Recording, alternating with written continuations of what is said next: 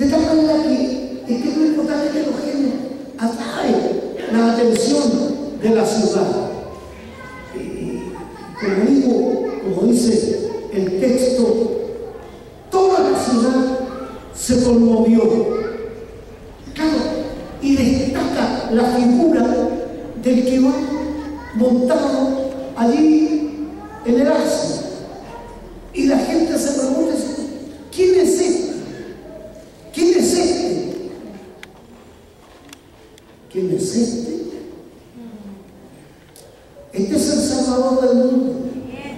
Este es el Rey de Reyes, Señor de Señores. Es interesante el hecho que no tiene que ser coincidencia. Que este servía cuando los judíos separaban el Cordero Pascual, el Cordero que en el día de la Pascua iba a ser sacrificado para conmemorar la liberación de la esclavitud en Egipto. Es interesante, aquí viene, claro, este es el Cordero de Dios, como dijo Juan cuando lo vio que comenzaba su ministerio, el Cordero de Dios. Aquí va entrando para ofrecerse en pago, el rescate por la humanidad. Continúa el relato a partir del versículo 12, diciéndonos que el Señor al entrar a la ciudad fue al templo. Entró al templo.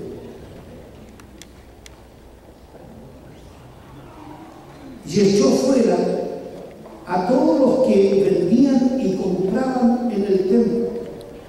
Y volvió las mesas de los campistas y las sillas de los que vendían palomas. Y les dijo: escrito está, mi casa, casa de oración será llamada, mas vosotros la habéis hecho cueva de ladrones. Y vinieron a él en el templo ciegos y cojos y los sanó. Pero los principales sacerdotes y los escribas, viendo las maravillas que hacían, y a los muchachos aclamando en el templo, diciendo: Hosana al Hijo de David, se indignaron y le dijeron: ¿oyes lo que estos dicen? Y Jesús le dijo: sí, nunca leísteis de la boca de los niños y de los que maman, perfeccionaste la alabanza. Y dejándolos, salió fuera de la ciudad a Betania y posó allí. El Señor entra al templo, y una vez más en el templo se encuentra con un espectáculo que para él es inaceptable, una situación deplorable. Entra al templo, da una mirada, ¿y qué hay? ¿Qué encuentra? Ahí hay un grupo de gente, mercaderes, materialistas, codiciosos, que aún estando en el templo, su preocupación simplemente es lo material, la ganancia, el beneficio que pueden tener de su actividad ilegítima allí dentro del templo. Y eso provoca la santa indignación del Señor, la justa ira del Señor, y casi con violencia da vuelta a las mesas. Uno de los evangelios paralelos dice que levantó un látigo. No nos dice si les dio, pero por lo menos estaba serio el Señor y los reprende duramente a estos que, aun estando en la casa del Señor, su mente no está en las cosas de Dios, su mente Su mente está en la codicia. Los echó fuera. Mi casa, casa de oración, será llamada, mas nosotros la habéis convertido en cueva de ladrones. Duro el Señor. Pero luego, ¿qué más? Como nos dice el relato, también se encuentra con aquellos necesitados que vienen a Él confiando en su poder. Como dice el relato que hemos leído, había allí, vinieron a Él en el templo ciegos y cojos y los sanó. Había en el templo gente con necesidad que sinceramente venían confiando en el poder y en la misericordia del Señor, que traían su enfermedad, que traían su necesidad, que traían su problema al Señor, confiando que en Él encontrarían respuesta. Y por supuesto que la hayan. Los necesitados que con fe están en la casa del Señor, amén, esperando, confiando en Él.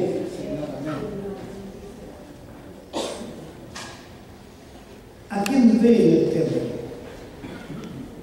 Ve a los religiosos,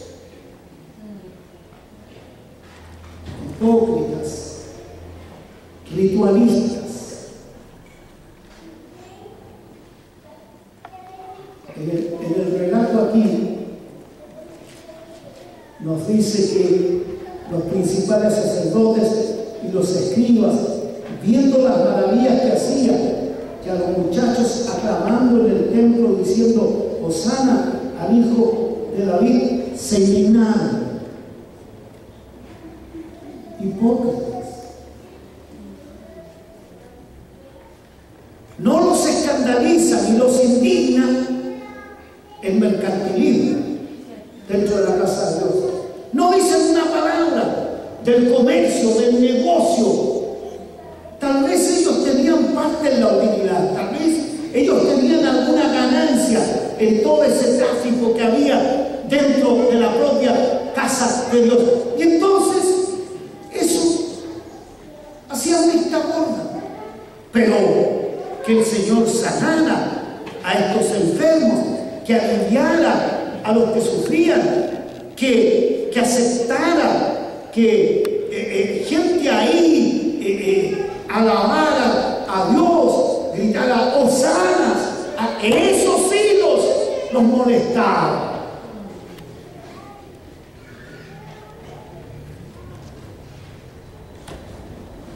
Ritualistas, religiosidad vacía, sin contenido. El Señor encuentra un grupo bastante heterogéneo cuando entra al templo. Los mercaderes, los que vienen con necesidad a Él, estos religiosos, ritualistas. Pero, tal como lo hemos visto en el relato, también se encuentra ahí con verdaderos creyentes. Con verdaderos creyentes. Es el versículo 15. Los principales sacerdotes y los escribas, viendo las maravillas que hacía, y a los muchachos aclamando en el templo diciendo Hosana al hijo de David. Ahí están los verdaderos creyentes, que con libertad, con gozo, alaban al Señor, honran, bendicen al Señor. Ahí está, en su atención está centrada en el Señor, y su interés no es agradar a los demás, no es seguir la corriente de los demás. Ellos están ahí para honrar al Señor. Y lo hacen con alegría, lo hacen con gozo, lo hacen con libertad,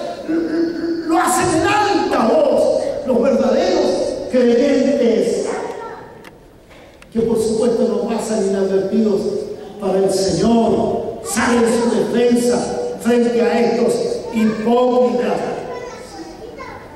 ¿Cómo me preguntan si oigo o no oigo? Claro que los oigo, claro que sí. Y sin duda uno podría decir que el Señor casi habría dicho, y me alegro, me da gusto escucharlo. Y entonces sale en su defensa, citando la Escritura: nunca leísteis de la boca de los niños y de los que maman, perfeccionaste la alabanza.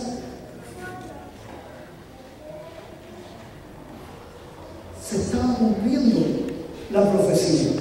Estos religiosos menospreciaban a esta gente que no seguía la liturgia, que no seguía el ritual, que no se conformaba a los cánones que ellos habían establecido. No importa que los otros sigan haciendo negocios ya tal. No, pero ustedes no cumplen. No es la hora, no es el momento, no es la manera. Pero el Señor sale en la defensa de estos verdaderos creyentes que adoran, que alaban al Señor.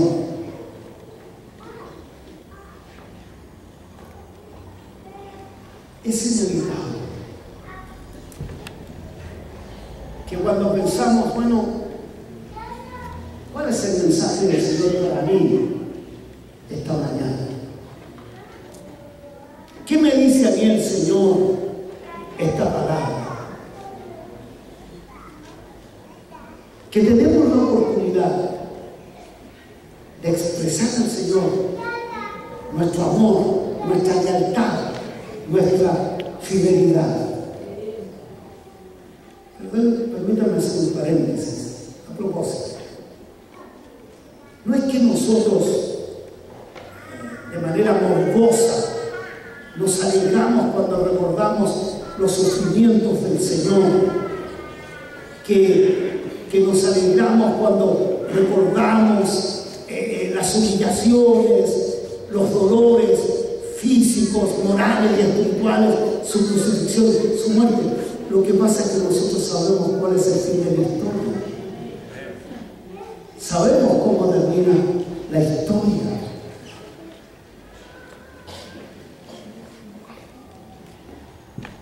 Esta es la semana en la que se honra la última semana de vida terrenal del Señor Jesucristo.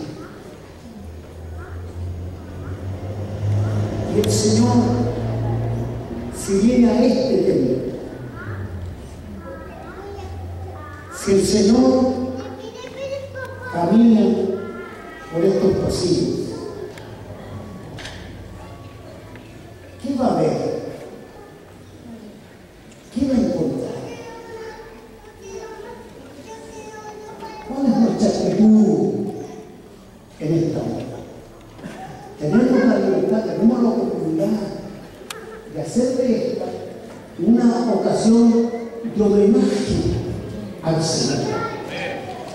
Podemos ser parte de aquellos muchachos vigorosos que honran, que alaban al Señor. Hosana, Hosana al Hijo de David. Podemos expresar cuál es la condición de la vida. No es que tiene una oportunidad, aún en medio de